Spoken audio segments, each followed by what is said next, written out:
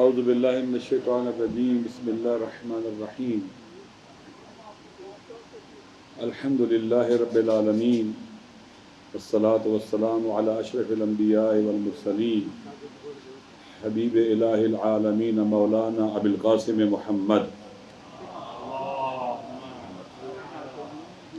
وعلی آل طیبین الطاہرین المعصومین المظلومین لا سیما بقیت اللہ فی الارضین واللعنۃ الدائمۃ علی اعدائہم اجمعین من یوم عداوتہم الی قیام یوم الدین اما بعد فقد قال الحکیم فی کتاب المتین ووصف القائلین اعوذ باللہ من الشیطان الرجیم الذین قالوا ربنا اللہ ثم استقاموا تتنزل علیہم الملائکہ الا تخافوا ولا تحزنوا وابشروا بالجنۃ التی کنتم توعدون صدق اللہ العلی العظیم۔ السلام علیکم ورحمۃ اللہ وبرکاتہ۔ خدا متعال کی بارگاہ میں دعا ہے کہ وہ ہماری اس مجلس کو، محفل کو، اجتماع کو اپنی عبادت قرار دے، اسے اپنے قرب کا وسیلہ بنا دے۔ وہ قادر مطلق اور فیاض مطلق ہے، اس کی بارگاہ میں دعا ہے کہ زبان پہ ایسے لفظ لانے کی توفیق بخشے جس میں اس کی رضا اور خوشنودی اور امام زمانہ کی تائید شامل ہو۔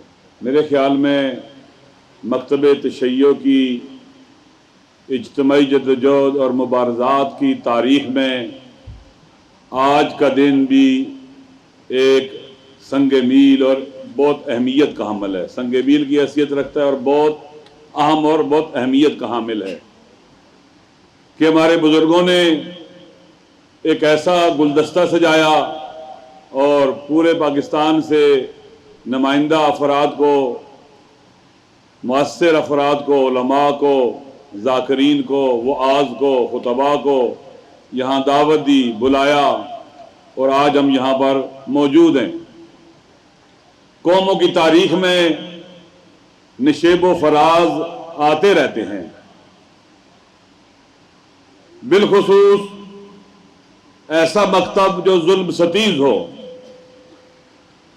جس کے امام کا یہ شعار ہو ہیہات من ذلہ، جس کے امام کا یہ پیغام ہو انی لا اری الموت الا سعادہ ولا الحیات مع الظالمین الا برما، جو ظلم ستیزی کا سبق دے،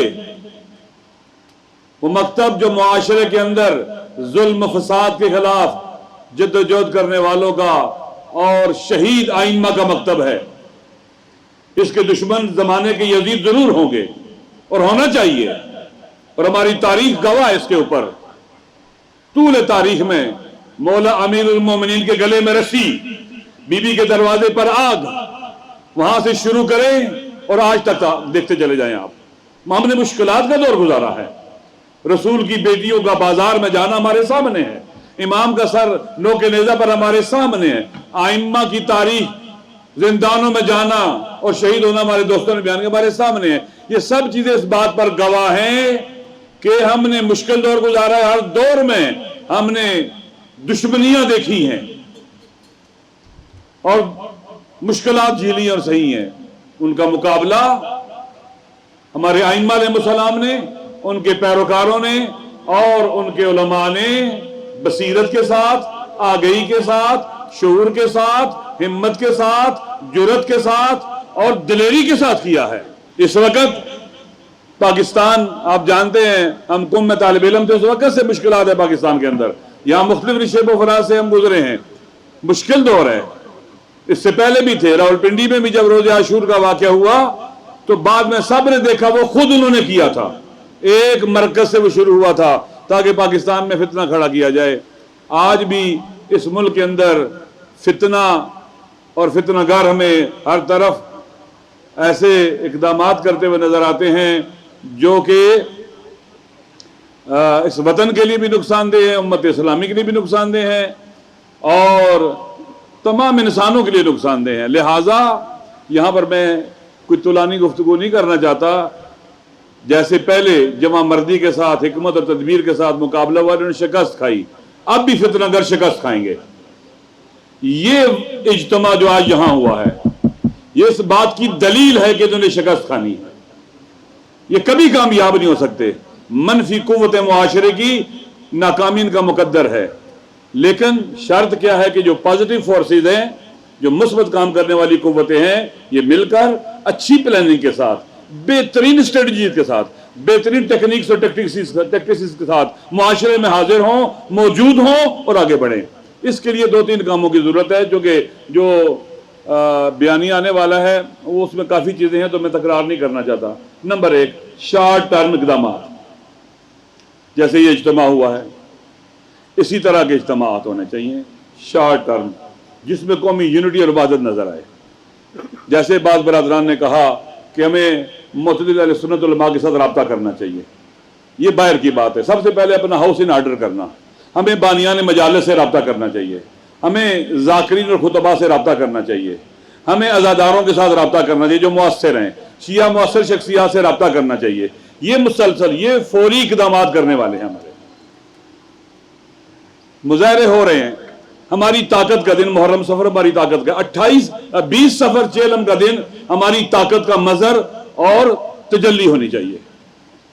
ہم نے 20 سفر کو جو چیلم سید الشہداء کا دن ہے ہم بھرپور طریقے سے منائیں، مرد و زن گھروں سے باہر نکلیں، جو اجتماعات میں ہمارے بینر لگیں وہ یونٹی کے اوپر ہوں، وحدت کے اوپر ہوں، اور اسی طرح سے لبیک یا حسین، حیات منا ذلہ کی پٹیاں ہوں، باقاعدہ معاشرے کے اندر لوگوں کو حوصلہ ملے، جس سے ہمت ملے، جس سے مایوسی نہ پیدا ہو ہمارے لوگوں میں، نا امیدی پیدا نہ ہو ہمارے لوگوں میں۔ دشمن کی سب سے بڑی کوشش یہ ہے کہ یہ شو کرے کہ ہم گھبرا گئے ہیں، ڈر گئے ہیں، نا امید نہ، ہم نا امید نہیں ہیں۔ ہم اگر یہ بات کرتے ہیں کہ اپنے ہاؤس کو اندر سے ناڈر کرنا ہے اور سخت اقدامات کرنے ہیں، یہ کسی کے خوف کی وجہ سے نہیں ہے، کسی کے ڈر کی وجہ سے نہیں ہے، ہم خود سے اپنے اقدامات کو کریں گے۔ لہٰذا اندرونی طور کے اوپر ہمیں اپنا ہاؤس ان آرڈر کرنے کے لیے ان تمام طبقات سے رابطے کرنے چاہیے۔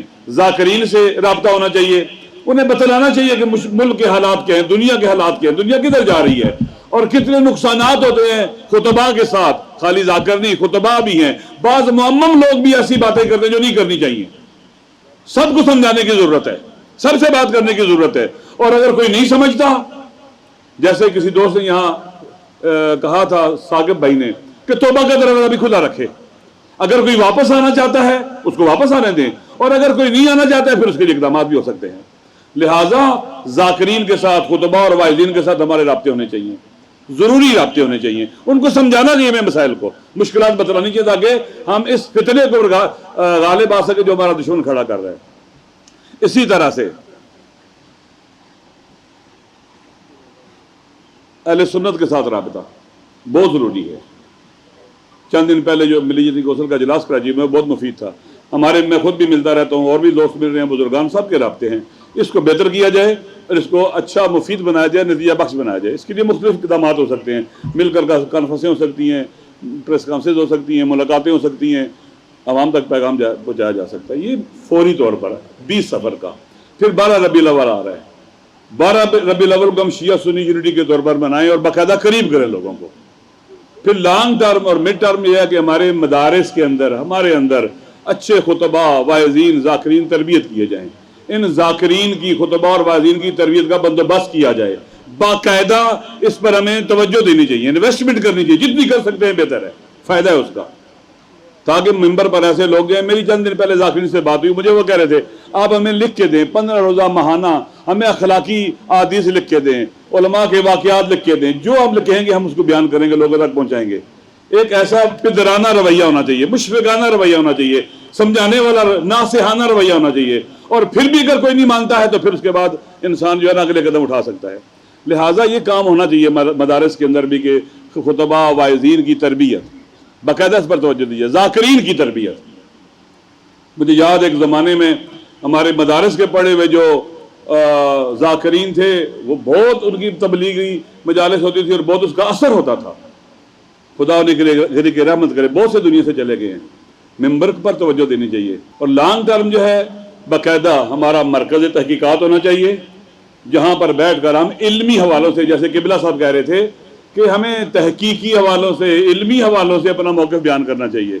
میڈیا کے اوپر توحید شیعہ مطرح ہونی چاہیے، شیعہ کمپیریٹیولی بیان کی جا سکتی ہے۔ جیسے میں چند دن پہلے قبلہ شیخ صاحب کی خدمت میں حاضر ہوا تھا تو انہوں نے فرمایا تھا کہ اس دن بھی کسی سے بات جب ہوئی تو جب شیعہ کی توحید، صفات ذات، عین ذات اور دوسری توحید کا سلسلہ مطرح کیا تو وہ حیران ہو رہے تھے۔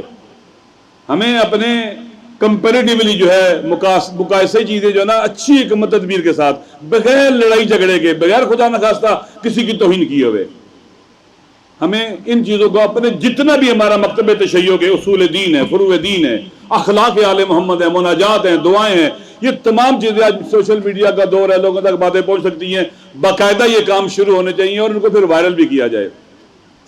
آخری بات دیکھیں، جیسے سب دوستوں نے کہا کہ دشمن سوتا نہیں ہے، وہ غافل نہیں رہتا، وہ فرصت میں کمین میں بیٹھا رہتا ہے اور وار کرتا ہے۔ جیسے ابھی ہمارے تمام فقہا نے کہا کہ اہل سنت کے مسلمہ مقدسات کی توہین حرام ہے۔ ایک آدمی جو عالم بھی نہیں ہے، ذاکر ہے، ایک خطیب ہے، اس کی بات کی اتنی اہمیت اور تمام شیعہ علماء فقہا عقلاء کی بات کی کوئی اہمیت ہی نہیں ہے، کوئی ویلیو ہی نہیں ہے، اسے سنا ہی نہیں گیا ہے، سننے کوئی تیار نہیں ہے۔ کم از کم ان کے عقلاء کو یہ بات سمجھانی چاہیے کہ بھائی ایک ہم سب آپ کے ساتھ ملتے ہیں، ہمارے فقہا کے فتاوی ہیں، تمام فقہا کے فتاوی ہیں۔ ایت اللہ سستانی حفظہ اللہ نے کیا کہا؟ سنی ہمارے بھائی نہیں، ہماری جان ہے۔ اس حد تک تمہارے لیے پیغام ہے۔ ایک بندے کی غلطی، دو کی غلطی، یہ تو نہیں ہو سکتا کہ آپ اس طرح سے پھر آ جائیں۔ بھائی ڈو مور نہیں ہوگا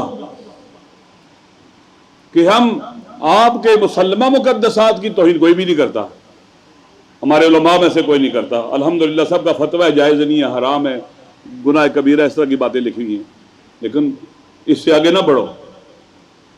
ڈو مور نہیں ہو سکتا کہ کسی کی گردن پر گھٹنا رکھ لو، اسے سانس نہ لینے دو، دباؤ کے ذریعے چند مظاہرے کر کے۔ اس سے پہلے بھی بڑے مظاہرے دیکھے گئے ہیں اور ان مظاہروں سے تم کچھ بھی نہیں حاصل کر سکو گے۔ ہاں فتنہ کرو گے، ملک کو نقصان پہنچاؤ گے، خود کو بھی نقصان پہنچاؤ گے۔ لہٰذا ہمارے فقہا اور ہمارے علماء اور بزرگان دین نے جو ہمارے لیے خطوط اور لائن معین کیا، اسی میں رہتے ہوئے آگے بڑھیں گے۔ سنی ہمارے بھائی ہیں، مل کے رہیں گے، آپ کے جذبات کا احساس کرتے ہیں، ہم آپ کا خیال رکھتے ہیں، لہٰذا آپ بھی ہمارے جذبات کا خیال اور احساس رکھیں۔ آپ بھی اہل بیت دشمنوں کے بارے میں اس طرح کی بات نہ کریں کہ ان کو آپ صحابی بنا دیں اور پھر کہیں جناب اللہ ان کا احترام آپ پر واجب ہو گیا ہے۔ یہ نہیں ہو سکتا ہے۔